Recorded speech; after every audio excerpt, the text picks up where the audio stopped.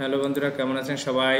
আজকে আমি আপনাদের দেখাবো কিভাবে মাধ্যমিক স্কুলের রেজিস্ট্রেশন করতে হয়। এখন রেজিস্ট্রেশন ষষ্ঠ এবং অষ্টম শ্রেণীর রেজিস্ট্রেশন চলতেছে। তাহলে আমি একটা গুগল ক্রোম ব্রাউজার ওপেন করে নিচ্ছি।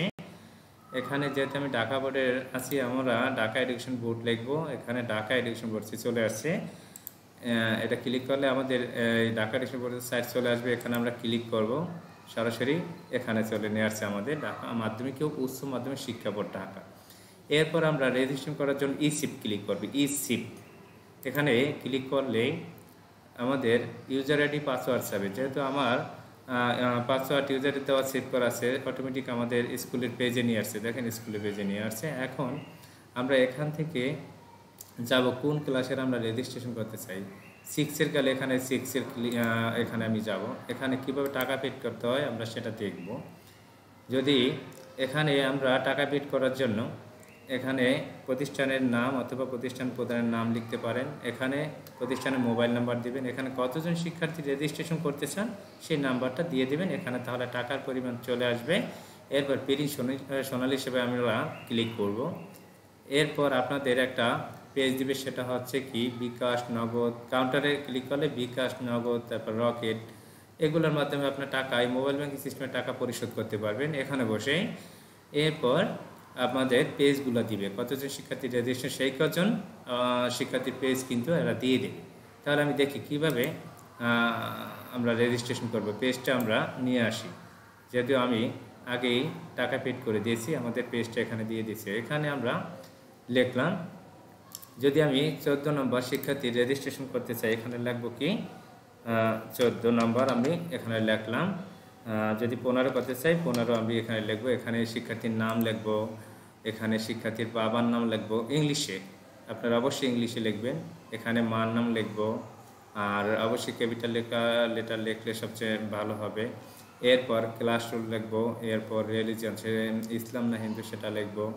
এরপর সে এখানে শিফট আমরা পূরণ করবো, ডে না নাইট কোনটা। আমরা মূলত আমাদের গ্রাম্য স্কুলগুলোয় ডেই হয়। এবার ডেট অফ বার্থ, তার জন্ম তারিখটা এখানে আমরা লিখব। এরপর এখানে বার্থ রেজিস্ট্রেশন নাম্বার, অর্থাৎ জন্ম নিবন্ধনের যে নাম্বার আছে সেই নাম্বারটা আমরা এখানে লিখব।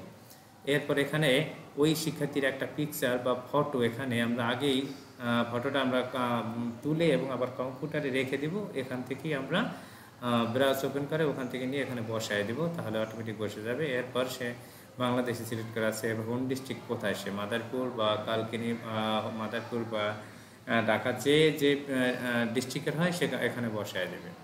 এরপর তার বাবার গার্ডিয়ানের মোবাইল নাম্বার এখানে বসিয়ে দেব। এরপর ভার্সন বাংলা হলে বাংলা, ইংলিশ হলে ইংলিশ। এরপর সে ছেলে না মেয়ে এভাবে বসায় দেব। এরপর আমরা যদি সে প্রতিবন্ধী হয়, তাহলে প্রতিবন্ধী হলে আমরা এখানে এটা ক্লিক করে দেব এবং সেই প্রতিবন্ধীর যে কাগজ আছে বা তার যে ডকুমেন্ট আছে সেটাকে আমরা এখানে অ্যাটাচ করে দেব। এরপর আমরা এখানে অবশ্যই এই সাবজেক্টগুলো মিলিয়ে নেবেন। এখানে আপনাদের যদি ফোর্থ সাবজেক্ট, অপশনাল সাবজেক্ট যদি এখানে আপনার কী আছে সেটা আপনারা বসায় দেবেন। এখানে কৃষি শিক্ষা আছে কত থেকে এগ্রিকালচারের যে স্টাডি সেটা মূলত বেশিরভাগ প্রতিষ্ঠান হয়, এটা হলে এটা বসিয়ে দেবেন। এরপর আপনি সেভ করে দেবেন। তাহলে কিন্তু আপনার প্রথম রেজিস্ট্রেশন একজনের হলো, এরপরে আবার একজনের সেভ হলে পরে আরেকজনের আবার চলে আসবে, এরকমই পেজ চলে আসবে। এভাবে রেজিস্ট্রেশন কিন্তু আমরা করতে পারবো সহজেই, এতে কোনো মানে সমস্যা হবে না। এরপর আপনি এখানে স্টুডেন্ট লিস্ট এখান থেকে দেখতে পারবেন। যে আমি এখানে ক্লিক করি, স্টুডেন্ট লিস্টটা কিন্তু আমরা এখানে করতেছি অলরেডি, এই কারণে স্টুডেন্ট লিস্টটা কিন্তু এখানে চলে আসছে, দেখেন। তাহলে আর কোনো সমস্যা থাকবে না। এরপর আমরা স্টুডেন্ট করার পর অবশ্যই মিলিয়ে নেবেন এগুলো এমনভাবে, সে প্রধান শিক্ষক, সহকারী প্রধান শিক্ষক যারা আছে তাদের দিয়ে এবার সুন্দরভাবে মিলিয়ে নেবেন, যাতে কোনো নাম ভুল আছে কিনা, কারণ এখানে একটা ভুল হয়ে গেলে পরে সমস্যা হয়। অবশ্যই এডিট করতে পারবেন। এখন যদি ভুল হয় একটা প্রিন্ট করে দেবেন, টেম্পোরারি প্রিন্ট আছে এখানে একটা প্রিন্ট করে দেবেন, যে আপনি মিলিয়ে দেন, কোনো ভুল হলে সেখানে ইন্ডিকেট করে দেন, আমি সংশোধন করে আবার করে দিচ্ছি। এরপর আপনারা করবেন যে কাজটা, সেটা হচ্ছে সম্পূর্ণ কাজ হয়ে যাওয়ার পরে এখানে ফাইনাল সাবমিট দিবেন। এই ফাইনাল সাবমিট দেওয়ার পরে এখানে একটা পপআপ বক্স আছে, সেটা হচ্ছে এএন নাম্বার, সেটা দিয়ে ওকে করে দিলে কিন্তু আপনার রেজিস্ট্রেশন কমপ্লিট। তাহলে আর কোনো ঝামেলা থাকবে না। আশা করি সবাই বুঝতে পারছেন। যদি না বুঝতে থাকেন অবশ্যই ইনবক্সে কমেন্ট করবেন। সবাই ভালো থাকবেন, ধন্যবাদ সবাই।